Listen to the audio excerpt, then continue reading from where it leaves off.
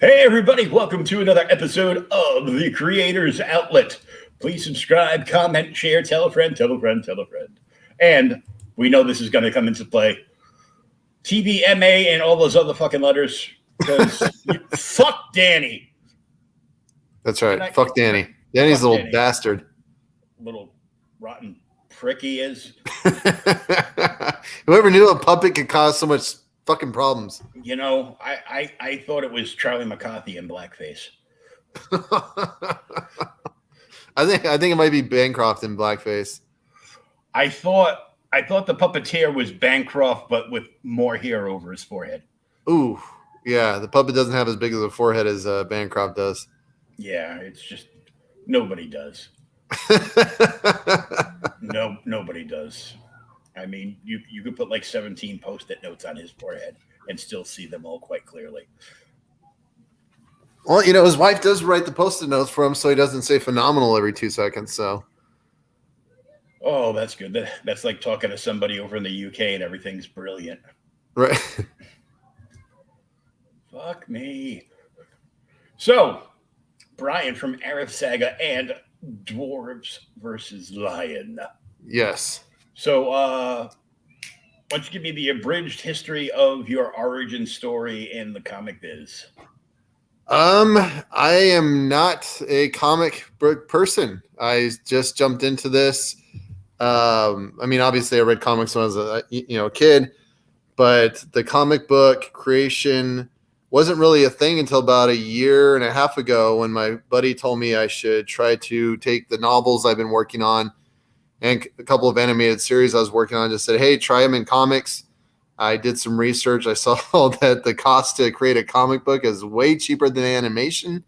I actually had a little bit more control with doing the comic book, and the community for comic books, any comics book, was a lot more welcoming than the animation community. So I kind of fell into this by accident, and since then I've just been fucking around with everybody, and it's been fun. Yeah, it's been a little crazy, and Yep. So you have the sign up page, and you're going to be launching Dwarfs versus Lion, and then you're going to follow that up with tape 3 for Arif Saga, right? Yeah, so depending on when I 100% fulfill tape 2, which it looks like we'll have everything landed at our warehouse by August 27th. August, what am I talking about? By October 27th. And I'm hoping within those 4 days I can pack everything, send them out so we can launch November 4th, Dwarfs versus Lion. That will go for, I think, 4 or 5 months, and then we'll launch tape 3 after that, and just try to launch something every 4 to 5 months, just so people are constantly getting content within our universe. Cool. Now, tell me what Arif Saga actually is. I've seen like the tape boxes because that's what I first started seeing you around about a year ago on a few different streams, and I go, ooh, this is different. I like those boxes. Right. So Aerith actually is a story that I started writing when I was pretty young, probably like 4th or 5th grade. I can't remember the exact grade. It might have even been 3rd. I would be writing notes. I grew up in a crappy part of town, went to crappy schools, dealt with a lot of crappy crap.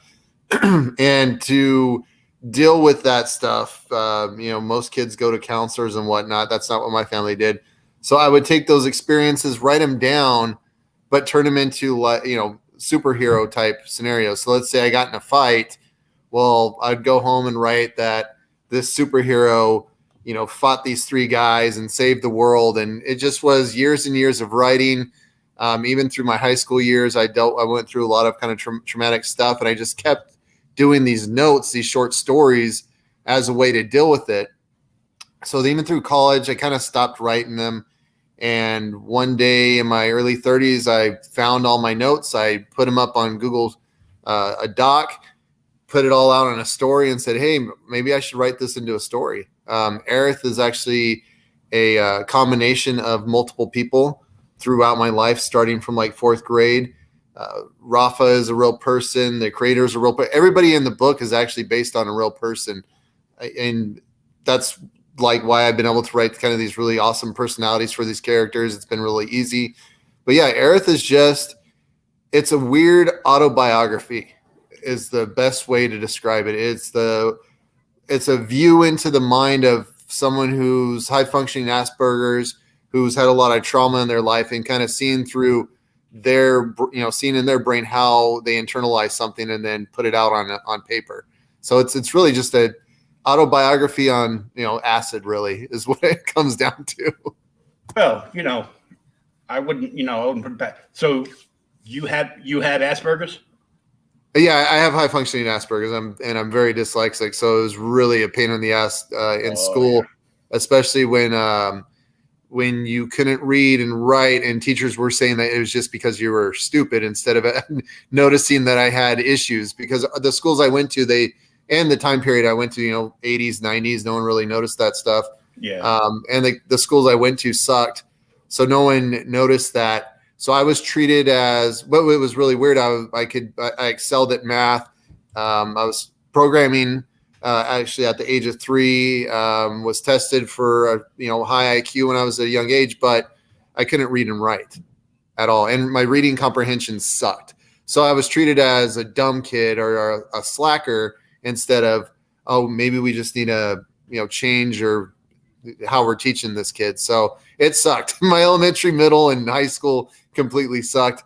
When I came to college, though, I literally tested out of my first degree of college. And then I went to University of Arizona, talked to a counselor there. They did a test, and the counselor said, I'm wasting my time with school. Go start a business. So that's that was my whole school, my whole schooling. Went from kicked out of high school, tested out of college, and then told by a university that university is a waste of time. So that was a interesting education that I grew up in. So it's like, don't bother, go out, start a business, get a job, and don't waste your money. Exactly. Which is a good idea. Hindsight being 2020, I could have done the same fucking thing.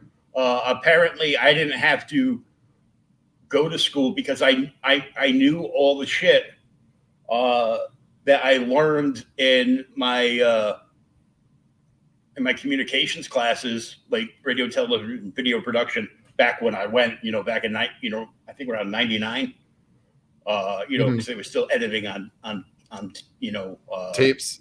So yeah. It was one of them things. And like all the radio stuff I already knew. I was already helping run sound and lights for bands. So I knew all that stuff. You can't tell by, watching me here because you're like, wow, your lighting really sucks. I'm like, I live in a fucking loft. There's no overhead lighting except the kitchen and the bathroom. Right. And I'm not going to set up my computer system there. So, right.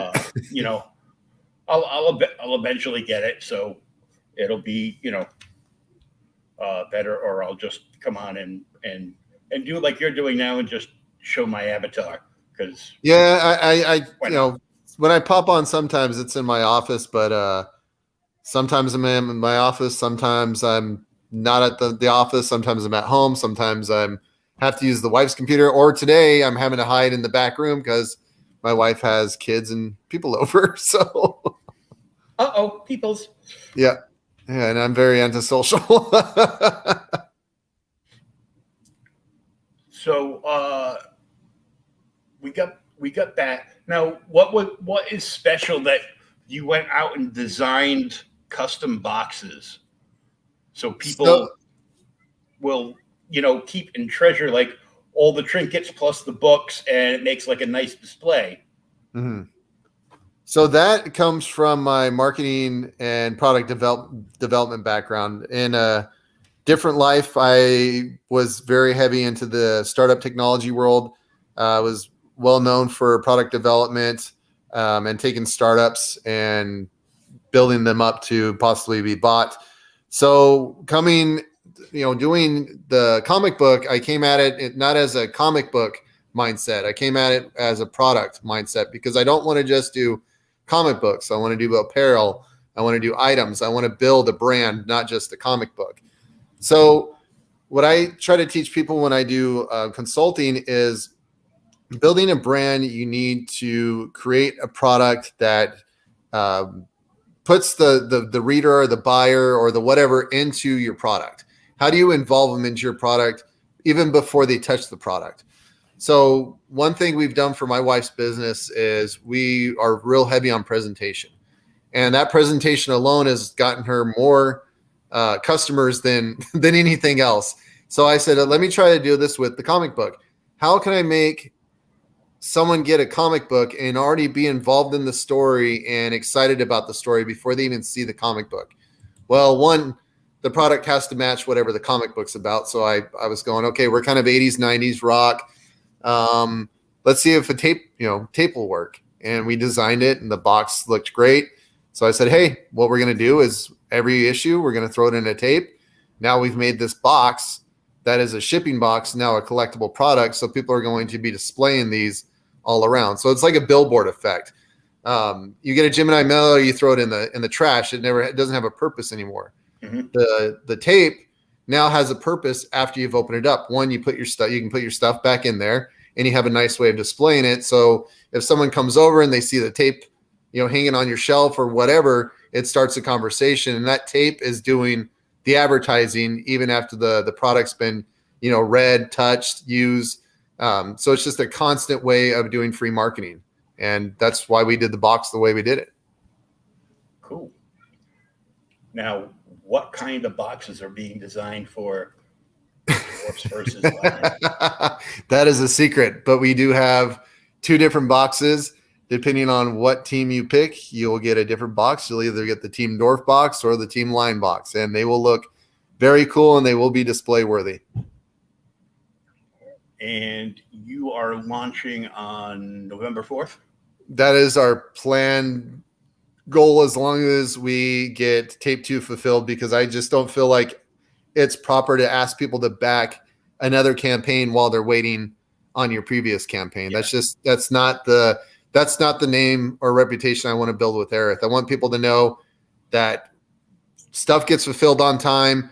And when we launch something new, I want to know everyone has their product in hand from the last campaign. So I would just from a moral standpoint, I would just feel like shit knowing that there's stuff floating out there. There's customers waiting on stuff, but here I am going, hey, can I have another $25 from you? That's just not good business in my mind. Yeah.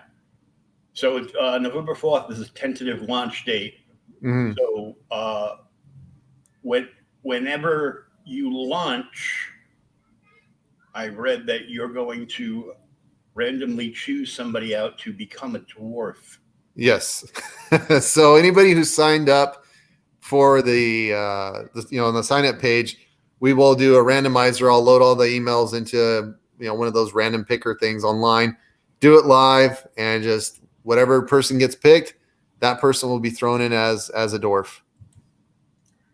And this is the sign up page.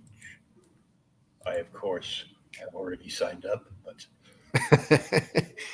yeah, it's been a hot topic. People have been DMing me going, how do you get to be a dwarf? And at first we thought it'd be great to have 50 people that we know on, through the community, but now we're going, it's kind of hard to draw 50 detailed dwarfs in every page. So we need to put a cap on this. And we'll start bringing people in, next issue and the issue after that. But I can't have Juanito drawing very specific faces, 50 times once or twice on a page. That's just the kind of kills the whole productivity option there. So we capped, I think, at 20. We're going to have 4 or 5 options on the page, once it launches that you can buy to be a dwarf, and then the winner. So it kind of caps it at, I think, at 25 or 26 dwarves. But the people who win, or the person who wins, and the people who get who buy the tier to be a dwarf, they're going to have a glorious death. So that's also included as well. Everyone wants to have a glorious death. Today is a good day to die. Right. So I was super stoked that I was at my computer when you went live the other week, and you were just looking for, you know, different ideas for, powers and power ups and names and what should this do, and you know, Bancroft should launch Danny off his arm, and Danny will go up Bancroft's ass and explode. There will be two foreheads. Right. Well, and that is the whole point of this project. It's to really test untested marketing possibilities for a comic book, especially in the indie world. I came at this, I didn't have a marketing plan when I dropped the idea. So I said, okay, don't make a marketing plan. Let the community be the people marketing this. So how do you do that? So I stepped back and went, before I even mention what we're doing, what things can I do to involve the community? Okay, 1, put the community into the comic. 2, let the community decide the outcome. 3, let the community decide what kind of power-ups these guys have. 4, let the community be involved with hashtag Team Lion, hashtag Team Dwarf. And it's just kind of built this weird organic, rivalry already in chat rooms. And people just always have new ideas. Hey, this guy should do this one and this, and and I take notes with everything that people are suggesting.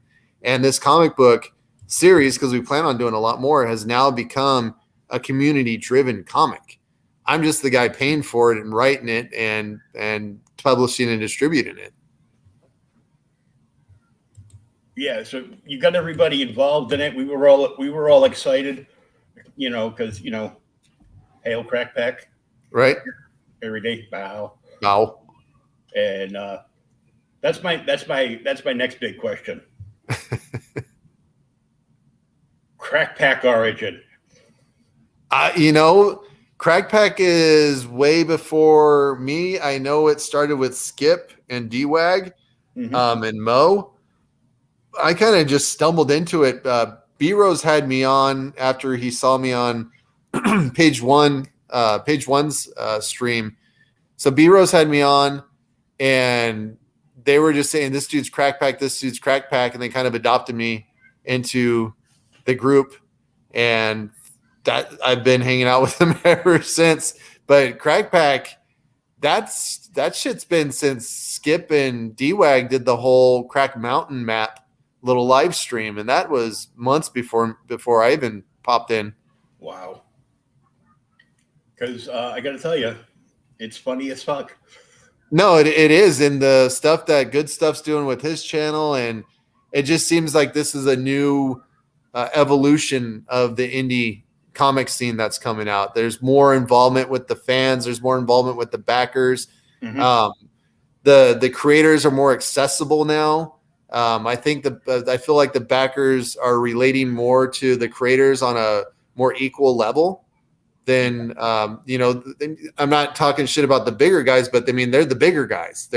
We're the littler guys, but we're able to produce just as good of content as they are and product as they are. But you can't just go hit up EVS in a DM.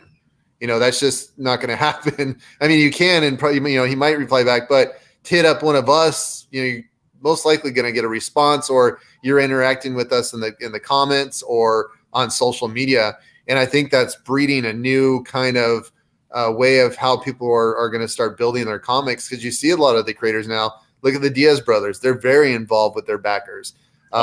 Greeny is very involved with their backers. Bancroft's very involved with not just his backers, but the community and the chat celebrities and all those guys. So and fucking Danny.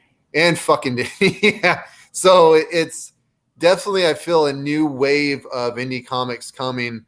And I think it's going to be a wave that it's not just a creator wave. It's going to be a backer and chat celebrity wave where it's just a full force that's going to start growing. Oh yeah, I've seen it. Like I've been doing this show for almost 2 years now, and I saw like a huge difference, going, through my journey to get where I am now, and I'm just like, I go, this is crazy. Why is anybody buying modern mainstream comics? They're Right. all Exactly. Yeah. they're all bullshit. They're all we haven't checked enough boxes for the alphabet army. Look out. Right. And I'm like,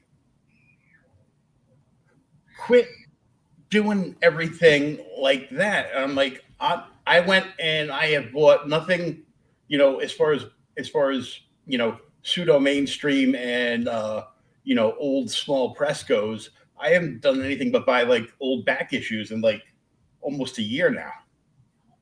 Yeah, and I'm now talking to guys who are collectors that don't even buy mainstream. That's just all indie stuff, or Mm-hmm. collector stuff that you got to go and shop on eBay or go dive in bins to find stuff.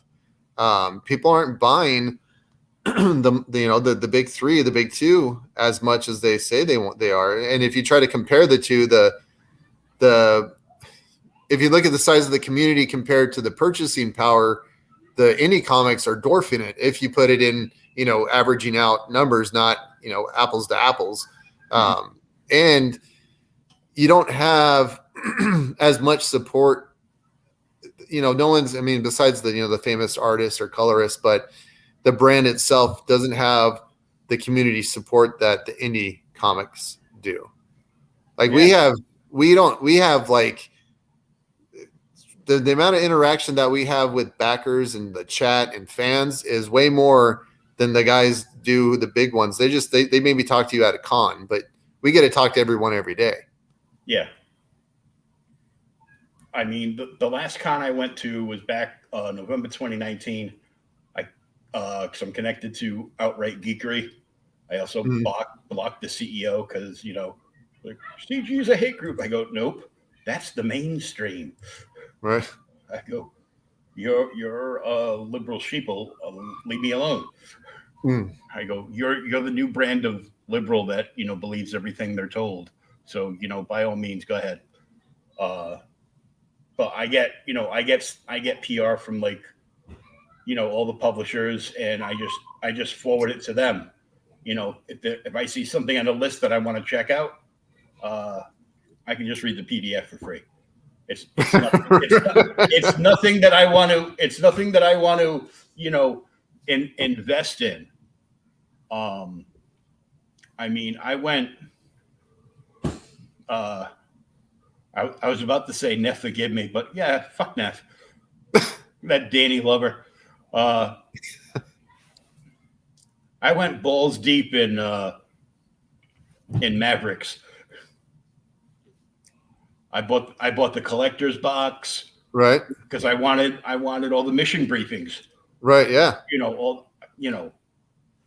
I got a frame and put up Mo Big's ARO print. Yeah. No, that friggin' that poster is insane. But I'm gonna get the main book. I'm gonna get all the variant covers, the double-sided metal prints for all the variant covers, all the friggin' mission briefing posters, like 25 plus fucking stretch goals. And yes, then I bought the damn merch tier too. Right. Because I'm writing a couple of scripts. Oh, and okay. then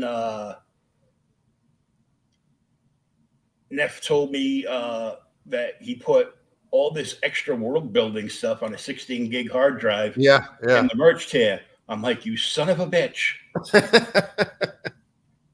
No, they're building something massive. And Neff is another guy who's coming at it from a business and product standpoint. Oh yeah. 100%. So people are just thinking that, oh well, cool, Neff put this huge campaign together. This must be his starting point. The dude's already written his end point. This is just the little tiny piece that he just kind of gave out to us. The dude is extremely intelligent. His business intelligence is ridiculous. He's the only other guy that I've talked to behind the scenes with doing marketing and marketing analysis that he knows exactly what he's doing, and everything that he's told me that he wanted to happen as far as like markers, he's hit every single one. So yeah, he's kicking ass right now. Oh yeah, for sure. I mean, I signed up when I first started following them, and Frog was dropping the links. I'm like, oh, what's that? He goes, Right. that's their book. They're coming up with a book. Right. You want to get on the sign up list? You'll get like a badass sticker. I'm like, okay. You just have to tell me. Tell me you're going to give something away, and I go, okay. I'm there. You know, I have super limited funds because I'm on disability and everything, but I sold the entire Jason Aaron run of Thor. Oh shit. I not volume 1, but when Immortal Hulk started, another Thor series started, and another Iron Man series started, and they put out 3 connecting covers for all of them. So it's if the Immortal Hulk one isn't the regular one. Hey, good day, Dean. What up, Dean? Fuck Danny. Yeah, fuck Danny. Why don't you come in and say fuck Danny in the chat? Come on. And I'm just like, astounded at of all this stuff. And speaking of stuff, I got this in, but I had like all these doctor's appointments today. Oh yeah, the Escape. Yep, that's mine's waiting at UPS today. Gotta go pick it up. But the tape has all those kids with the black eyes from Kryptonos. Those kids scare the fuck out of me. I'm afraid to open the goddamn thing. I might use it as a weapon and take out Danny. Right. Speaking of which, I'm like, what the fuck? This little bastard put out a video today. I just shared it on mine. There you go, Dean. There we go. That's more like it. Let me turn the sound up. Click the right tab, stupid. You better come correct. I'm Danny, and I made a call out all you crack pack bitches. You think I don't see you there? I'm the OG of this shit. But you come after the king, you better come correct. I'm Danny, motherfucker. Who are you? Crack. You smoke crack. You better watch your back. I'm Danny, and I made a call out all you crack pack bitches. You think I don't see you there? I'm the OG of this shit. But you come after the king, you better come correct. I'm Danny, motherfucker. Who are you? I'm gonna kill that little bastard. Yeah, that's it's interesting though that Bancroft just changed his Twitter header with Danny on it. So it's a little suspicious if you ask me. Yeah. Man, that's hey, a little crackhead. Fuck Danny. Yeah. Oh, good stuff. Bancroft just posted this about 35, 40 minutes ago. And where the fuck is Mo? It's a new threat video from Danny, but don't worry, I have my friend who's a sound analytics analysis guy will be running a layer over there to see what the actual real message is. So we'll see if that can be done before Bancroft goes live. And that stupid Danny video is up to 284 views. I'm telling you, this whole thing. Yeah, I know, right? Right, good stuff. You take a nap and you wake up to threats, death threats. Yeah. Mo's gonna be pissed. Oh shit! Oh, Jeremy, I can't wait to see that, dude. Lord Crackhead, got it going on. Mo is gonna shit in a orangutan. Fuck yeah. We're going to release ARO on Bancroft. Yeah. Oh shit. You don't want that. But yeah, and this is what we talked about, going back, having fun. And the community being involved again is you take something like Danny that Mo drops, I think to DWAG or, whoever, and it is turned into this mythical lore, and everyone is just adding layers to it. And the people in social media and chat don't know where the fuck it came from, but they don't care. It's just awesome content, and they just instantly interact with it and get sucked into this lore of this fucking puppet that no one knew about a week ago, but now is on everyone's hate list. So, Dean, that fake POC blackface wearing puppet ass bitch needs to pay. oh shit, good stuff. We're gonna have more evidence on Sunday. Oh boy. Rich Ayala's got some shit going down. Uh-oh. Danny evidence is piling up. Oh boy. Wow. But it's just awesome to see a stupid video, and then we find the guy's website last night, and we find out he has a web series, and then find out he's won all these awards for his web series, and now we have all this content to create. Yeah, Danny is fucked. To create content for the chat, and it's awesome because now it's different channels doing it, it's different chats doing it, it's those different social accounts doing it, and it's now creating a community of fun. And I think that's what's lacked with the community. Yeah, it's cool, you're backing comics, great, you're backing people that you like their art, you like what they're creating, but there needs to be another layer to that. There needs to be a connection to that, and this kind of content is now allowing all the people in the chats, all the backers, and all the creators connect on one thing, and that's to have fun and create pointless, stupid, hilarious content. Because this is all pointless content, but it's fucking hilarious. That's right, Ollie. Danny.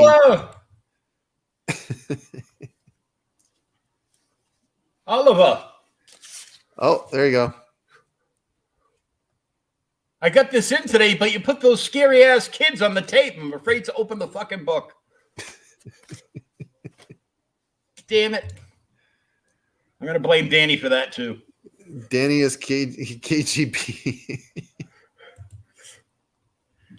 Danny, that cagey ass bitch. Well, shit.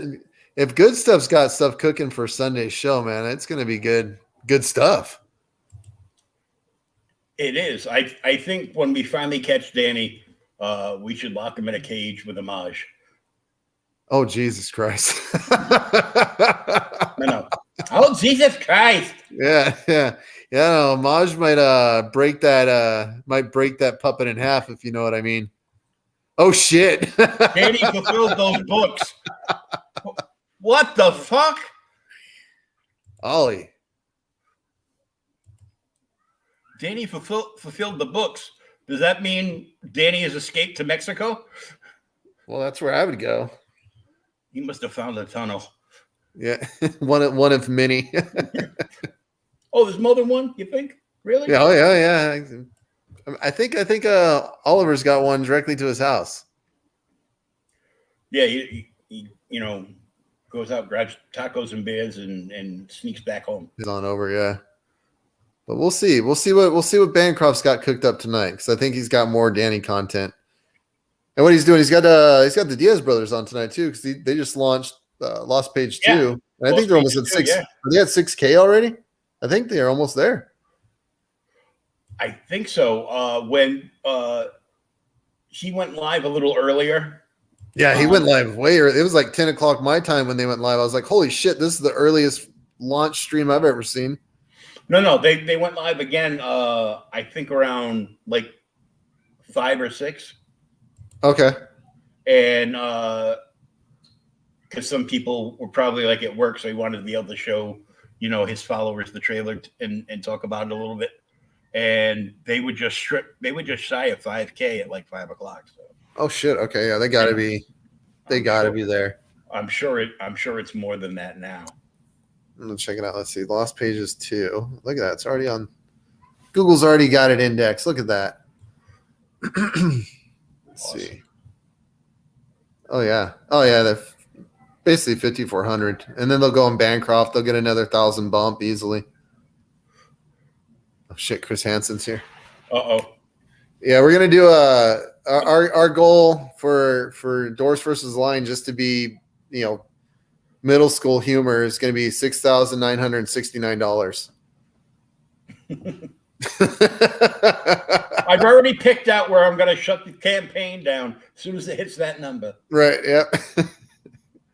So we'll see. I hope people enjoy how we plan on doing it. And then I think people, when they get tape 2, they get to see a little bit more of the backstory of Aerith. And tape 3 is going to be really the mind fuck of the issues to make people really go, oh, I thought I had this story pinned down, and now it's I don't know what the hell it is anymore. But we do plan on an acid trip. Yeah, it's technically it's not an acid trip, but it's gonna make people feel like they're on a fucking acid trip. And we'll be working with the Skivo here pretty soon, which will be we're gonna do a pretty big book. It might just be black and white. We haven't decided if we're gonna do a color or not yet, but it's gonna be Aerith's adventure as an assassin, and it's gonna be really art driven. The backstory is going to even add more kind of confusion of what this story is really about. And that's kind of my plan is I want people to think they pinpointed what it's about, but if they go and read a different book or a backstory and go, well, that piece doesn't fit. So there's got to be some missing piece that connects this all. And without that piece, they can't really figure out what's going on. So that's been kind of a bitch too, to write that way, to make sure that I'm not giving away too much, where guys like Jeremy, who can figure it out if they get one of the clues. One of just the bits and pieces. Yeah, just one little tiny bit, and he'd probably figure out the whole fucking storyline. Damn it. Don't say anything, and definitely don't tell Danny. Yeah. Fuck Danny. Fuck Danny. Big hails to the Crack Pack, though. Yeah, they're all up in here right now. Yeah. It's nice to see everybody. Yeah, they're not rating Bancroft's chat yet. Not yet. Has he launched? No, what time is it? He'll be launching his chat in like 15 minutes. Okay, so he's going 10 my time. All right. Well, no, he just opens the Discord at 10 Eastern, and then he starts at 11 Eastern. Oh, okay. Yeah. I gotcha. But we'll see. I think there's going to be more videos coming out by the time he starts. It's never ending with that little bastard. No. Fuck Danny. No. we need some Fuck Danny merch. Oh, that'd be great. Yeah. Poor guy, though. The guy who created Danny has no idea that there's this universe that has been created that hate his fucking puppet. And the poor guy had nothing to do with it and did nothing wrong. But he's got people on Twitter all day and night saying "fuck Danny." And and the video evidence going around, it kind of be funny if he, saw it. I have a feeling he's the type of guy that would drop some C&Ds on people, though. That's the problem. Yeah, we'll see. For his shitty puppet. Yeah. Well, I don't know if he wants to piss off Mo or the Crack Pack, so maybe he might. I don't think he wants that. No. Fuck that guy, Comic Data. Yeah. Not our fault he created a monster. Exactly. This is the biggest Danny has ever been. I don't know, Miss Good Stuff. Have you seen all of his awards on his website? You have to check it out. He's got awards? He's got awards for his web series, like Wichita indie film winner. Like, how many entries were there? Everyone needs a supervillain. He hasn't been big since 1994. Faked. It's a fake award. He went out and got it made himself. I mean, I did that the year I got out of high school. I was dating a senior, and I went and got a jacket for the high school made up, and they caught me. Ollie. So this is I think you dropped. did I drop?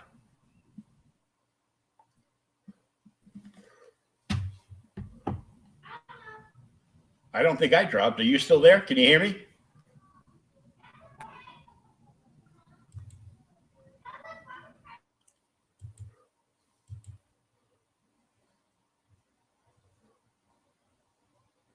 I'm still here as far as I know. Yeah, I haven't gone offline.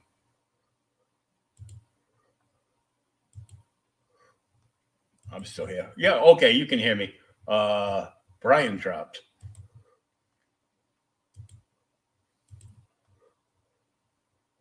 You better watch your back. I'm Danny, and I'm here to call out all you crack pack bitches. You think I don't see you there? I'm the OG of this shit. But you come after the king, you better come correct. I'm Danny, motherfucker. Who are you, crack pack? You smoke crack. You better watch your back.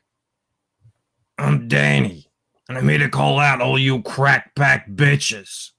You think I don't see you there? I'm the OG of this shit. But you come after the king, you better come correct. I'm Danny, motherfucker.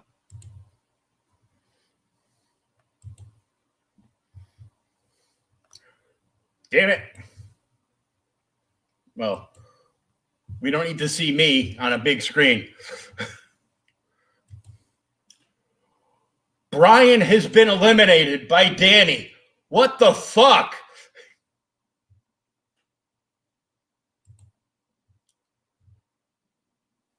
Damn it. It dropped him and everything. Danny took out a hit on Brian from Arif Saga. That is fucked.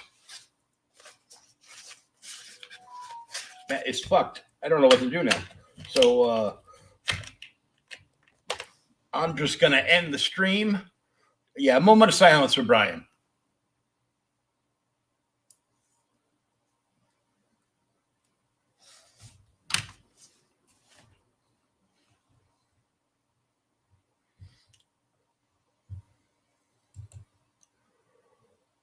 All right, we have.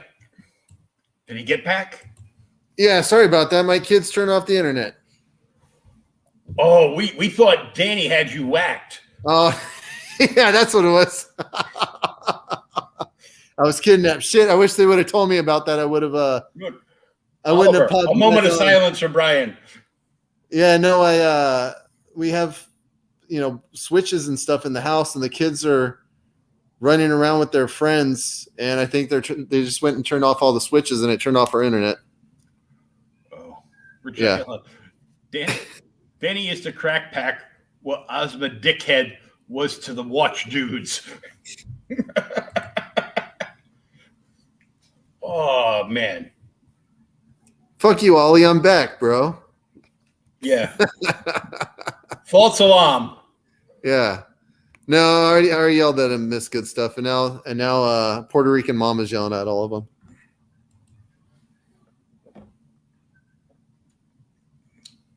Oh, Miss Good Stuff, you give me 1970s flashbacks. Don't do that. Oh, shit. My PTSD is kicking in. Ah! So I don't want to go too long. I know you got a party going on over there, and there's endless streams going on, and Bancroft's getting ready to launch. Yeah, I don't know if it's called the party, more of a torture chamber for my ears. Well, there's always that, but yeah. Yeah, exactly. Well, we got the fear of God and the spank when I was growing up. Yeah. My aunt, because I was a ginger, my aunt bought my mother this wooden paddle that said "Heat for the seat, apply as needed," and it had a little redheaded boy with the trap dog pajamas with his ass glowing red. Oh, Jesus! And let me tell you, it glowed.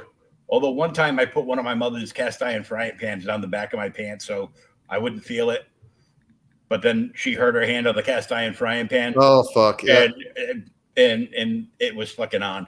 So, oh, terrible. Yeah, no, you don't want to add to the add to the anger. We don't want to add to the trauma or nothing, but Right. it's all good. Well, dude, I want to thank you for coming and hanging out and Yeah, totally, man. answering some questions. This was cool. I am very excited for Dwarfs versus Lion, and I will definitely be looking more into the Arendt saga. Yeah. When 3 launches. So yeah, we'll be doing a catch-up tier on that as well. And we do have tape 1 on the website. We'll be putting tape 2 up on the website. But of course, if everyone waits till tape 3 for the catch-up tier, they'll be at a discounted price. So, but yeah, we can't wait to get that shit launched. And I'm really curious how Dwarfs versus Lion is going to do. It's going to be interesting because it's very experimental. what do we got here? Me too, with the bell or whatever was handy. Exactly why we don't raise our hands to the kids. Mm. The fear of God equals. La chancla. Okay, thank you. You know, the closest I've gotten to you know, I know the bad words, and we learned when Ali and the crew came on for the Second Chance campaign about how much Javi likes to draw big chichis. Oh, chichonas, yeah. Yeah. Eris rocks. All right, so we're gonna get out of here. I'm gonna upload this to my podcast platform. Solid, man. And this was cool hanging out. Good luck over there. Yeah, as long as I don't get killed by Danny. Yeah, always be vigilant. Vigilant. You never know where Danny will strike next. No, he almost got me. We thought. There we go. It's good stuff. Yeah, F Danny. Yep. Fuck Danny. When you said something earlier on Twitter, you did your fuck Danny, and then I responded with fuck Danny, hashtag fuck Danny, and the guy with the forehead, Bancroft. yeah, went and liked my fuck Danny post. This is good stuff. Watch your back. He's all about it, but I think it's suspicious. I think he's more. I think he's trying to throw us off. We need to work on a comic. Danny kills the crack pack like Punisher kills the Nolan Rivers. That'd be awesome. That would be awesome. Oh man. All right, so we're gonna get out of here, and I will be bouncing in and out of chats over at Bancroft's. Once I get out of here, I gotta bounce back in and do some questioning over at the kickoff show for CromCon for Pops, and nice, sweet, and do a couple other things, and we'll be good. Cool, man. Yeah, we'll see. Yeah, we'll see in the chats, and we'll see you on Twitter, seeing if we can figure out what the fuck's going on with this Danny character. I'd be careful of that Bancroft character. Yeah, I know. The shine off his forehead will blind you, and then Danny will bite your ankles and kill you. Right. You know. He's a sussy guy. Such a sussy guy. Yeah, you don't have to watch your back with Danny because he's so short. You got to watch your ankles and calves. Right. He'll go for the Achilles heel. Don't trust that guy with a huge forehead. Fuck no. He says the same thing over and over again. Oi. Oi. Oi. Never trust a guy that's never seen Mad Max. What the fuck? Yeah, there you go. There's a good point. So. All right. Thanks, everybody. Thanks, Hail Crack Pack. Every day. Bow, every day. Bow, bow, bow. And, all right, guys. We will catch you in the chat. Thanks, everybody, for coming by, and I will talk to you very soon.